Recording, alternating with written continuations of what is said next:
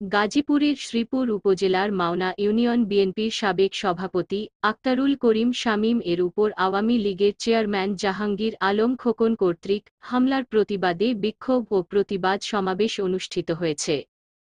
শ্রীপুর উপজেলা যুবদলের যুগ্ম আহ্বায়ক মোহাম্মদ এরশাদ সরকারের সভাপতিত্বে ও শ্রীপুর উপজেলা যুবদলের আহ্বায়ক কমিটির সদস্য আক্তার হোসেনের সঞ্চালনায় উপস্থিত ছিলেন তেলিহাটি ইউনিয়ন ছাত্রদলের সভাপতি মাহফুজ সরকার, বিপ্লবী যুবদল নেতা রুবেল আহমেদ, যুবদল নেতা আবু বকর সিদ্দিক, মাসুদ রানা, এমদাদুল হক, হুমায়ুন আহমেদ, মতিউর রহমান, সোহেল রানা, মমিন সরকার, সোহেল আহমেদ, আমান সরকার।